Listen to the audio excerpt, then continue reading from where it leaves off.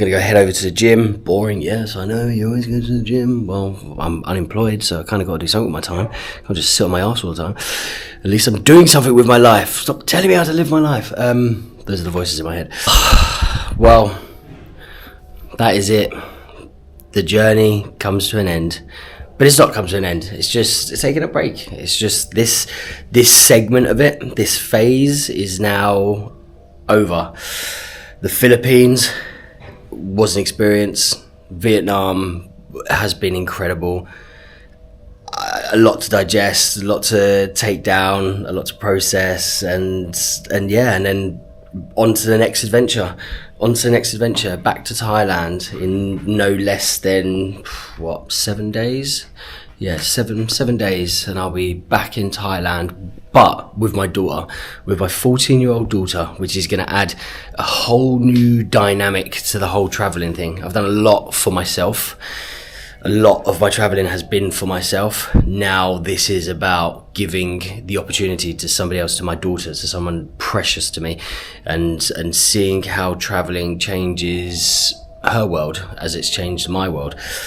So yeah, I'm in the process of organising this chaos. As you can see here, I'm shaved, I'm cleaned, I'm ready to go. Last night's fun and games, to say the least, feeling heavy. I drank more than I said I was going to drink, but hey, you live once. It was my last night in Hanoi. I was going to enjoy it, but I'm up, I'm at 'em, I'm ready to go. Bag will be packed shortly. Once the bag is packed, I'm going to go head over to the gym. Boring, yes, I know, you always go to the gym. Well, I'm unemployed, so I kind of got to do something with my time. I can't just sit on my arse all the time. At least I'm doing something with my life. Stop telling me how to live my life. Those are the voices in my head. So yeah, gonna go to the gym, gonna hit a workout, and then I'll leave my big bag here, go to the gym, get changed, get into my flight clothes, and I think I'll probably just head over to the airport if I'm completely honest. Flight's not until 6 o'clock. No, actually that's a lie. I'm gonna head into Hanoi, just mooch around, enjoy the last bit of ambiance, do that, then come back here, collect my bag, go to the airport, got some videos and stuff to edit, always got videos to edit, at least I'm doing something with my life. And yeah, and then wait for flight 19 hours to get back to the UK. Bit brutal is what it is. Then I have a driver's awareness course because I got a speeding ticket before I left. Yes, I'd rather the course than the 3 points. Such bullshit. So got to do that first thing in the morning from Gatwick Airport, Joy. So I'll find a steady internet connection, log on, do that, get that ticked off, bish bash bosh. Then I'm going to join a podcast. So a friend of mine, a DJ, superstar DJ, as he once was, and still may potentially be. He always will be that. But Jackie, who was Signed as Defected, well-known DJ, done the rounds, definitely done the rounds. He has kind of similar journey to me, really. Well, yeah, different but similar. Kind of realised that working in the music industry was not great for his health, so he got himself out of it, changed his dynamic, shifted things up, is now training to run ultra marathons. Really incredible guy, super incredible, fun, bubbly, lively. Started his own podcast and he invited me on to chat. So I'm going to hang around in London, go onto the podcast, have a chat with him, and then head home. So my travel itinerary over the next 48 hours, or over the next 32 odd hours is pretty brutal, but I'm looking forward to it. It's going to be amazing. So I've got that to look forward to. Then I'm going to get home. I'm going to get home to my home and my bed. Packed. Big bag packed. Little bag packed. Fanny pouch packed. Clothes for travelling in, ready to go. Gym attire on. I've become that guy in flip-flops and socks. What a wanker, but I can't bother to take my trainers out of there, so here's what it is. I understand it now. I get it.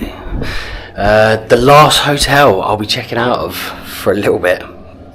The last hotel in Vietnam I'll be checking out for a little bit. It has been emotional. It has been incredible. Thinking about it. Still can't reframe. It's going to take a little bit of time to digest, but it's been great. I've seen a lot of places in Asia recently. And Vietnam has struck a chord, has absolutely struck a chord. I'm coming back. I'm going to go to the south of the island, I'm going to go south of the country, and I'm going to work my way up. That is a plan, that is on the agenda, that is going to happen. Whether it happens this year or it happens next year, it is going to happen. That is on the agenda because this is just a beautiful place that needs more time to be fully appreciated. It's blown me away, it really has blown me away, and that's no discredit to the Philippines. The Philippines was incredible as well. But Vietnam, wowee, what a place, what a place. Last gym session done for Vietnam, so little training, was nice, easy pace, casual, hours worth of cardio, and then just done some weights. Now going to potter back to the hotel, change my outfit, and tonight, Matthew, I'm going to be, just going to change into some more appropriate flight clothes and for landing back in the UK attire. Get that done. Taxi is picking me up at 3 o'clock to take me to the airport. Airport's not too far away, it's half an hour drive, so I get to the airport, get checked in, and just count down the clock until I'm on that plane heading home. And the last couple of times I've headed home, well, not the last couple of times, the last time I headed home, originally when I was leaving Bali, I didn't want to leave Bali, so I didn't. I went to Kuala Lumpur and then I went to Thailand because I couldn't face coming home. I was running away, not running away from my problems, but I just couldn't face coming home, and I don't think I was ready for it, so I wasn't. And then my nan, got poorly and I had to come home. So it was a bit reluctant, a bit resentful, a bit like, oh God, I didn't want to do it. And this time I'm really looking forward to going home. With what I've learned, I've really got a massive grasp on myself and who I am, and this huge breakthrough emotionally last night and mentally with what I am. And there's a lot I don't like about the UK, I get it. It's a tough place to live, and that's not my fault, that's not no one's fault, it's just a tough place to live. There are much tougher situations to live in, that's for sure. Am I going to let that cast a negative cloud over my life anymore and be bitchy about it and moan about it and all the rest of it? Because I have done that.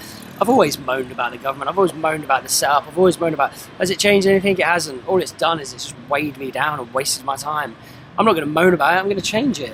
And my change is I don't want to live there long term, so I do what I need to do in the time being. I keep stum, I find ways to navigate through the system, I get the job done, and I get out.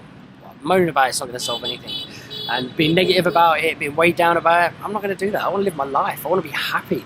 The thing I've learned this trip really is you learn something new from everybody. Everybody knows something you don't, so embrace difference, embrace age, embrace all of that sort of stuff. Take something new away from every single person you engage with. Also, negativity in any capacity, whether it's your own negativity cast upon you, negative situations, all of that, it's just weight. And weight, the more weight there is, the less capable you are of moving. And do you want to move? Yeah, I want to move. I want to keep moving forward in life. I don't want to settle. I want to keep moving. I want to keep getting better. I want to keep experiencing new things. And you can't do that weighed down. So going home, is the weight of going back to the UK on my shoulders? Not anymore. Not anymore. It's under my feet. It's creating me leverage so I can see across the horizon. It's changed my outlook. It's home for now. It's not going to be home forever. And that's something that I'm cool with. So I'm looking forward to going home. I really am. I really, really, really am. And I'm looking forward to seeing some key people in my life. Really looking forward to seeing some key people in my life. People that I love dearly. And going back a better version of me. A much better version of me. And then I get to take my daughter and whisk her away to Thailand and be a better version of me. I get to be a better dad. I get to hand the lessons that I've been taught at the ripe old age of 37 to my daughter at the ripe old age of 14. I can't wait to do that. I'm so excited. Emotionally, I can't wait. So march on back to the hotel, get changed, head off to the airport. Let's get home with all this excitement, all this energy, all this enthusiasm.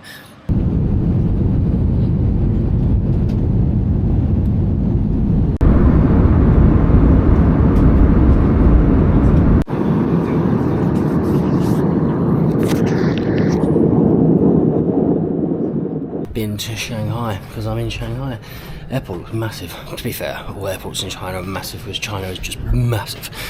So here now, great. Yeah. Do a bit of food shopping, do all that sort of jazz. See what's going on. Oh, he's locked me out. One last one.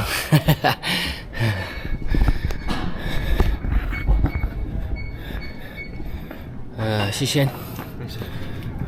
We're in We're in the hugeness of this airport. Gonna have a quick slash quickly, and but yeah, Shanghai, 4 hours. Let's go. This is the part that is not sexy. The actual travel part, when you're in a Chinese airport for 5 hours, meant to be free, but it's now 5 because your flight's delayed. There's no access to the internet, and yeah, you just gotta fucking grind out staying awake so you don't miss a flight. It's not sexy. The travel part of travelling is not sexy. It is not glamorous. It is rough sometimes. It is rough.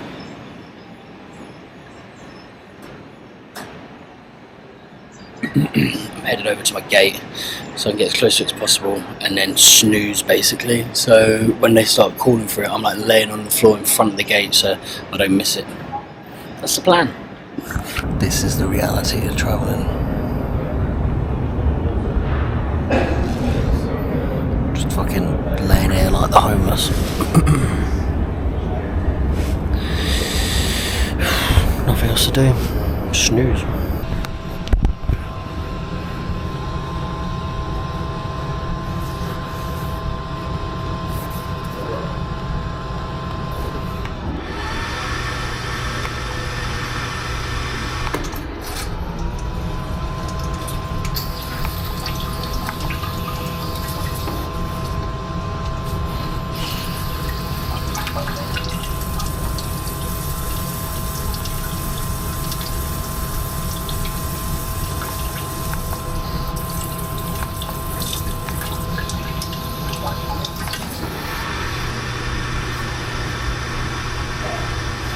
Adventure over.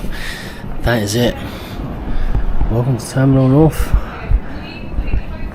Tower Bridge. A lot of people confuse it with London Bridge. It's Tower Bridge. You would know that if you were an actual Londoner, like I am an actual Londoner. But that's it. Home. Saga. Done.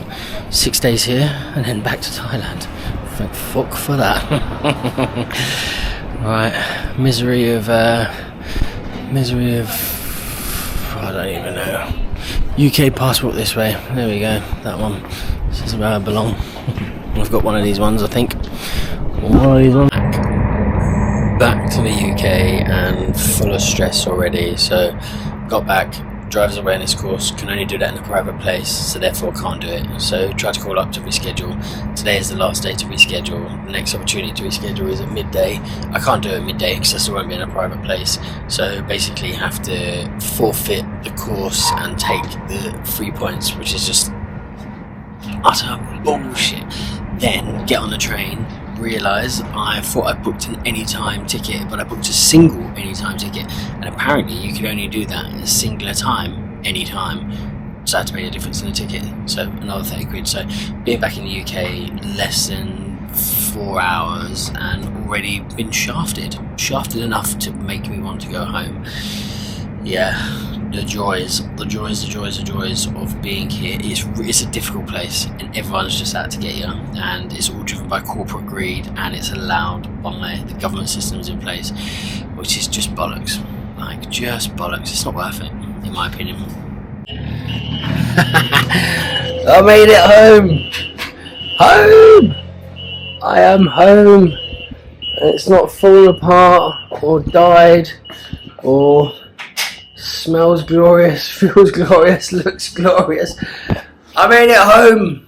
Home, sweet home! Oh my god, my grass needs a mow. Look at this though. Home, sweet home. And I get to pin some more stuff on this board of more of my adventures. And much more to come. Right, now I need to sort my life out. So, until the next time, guys.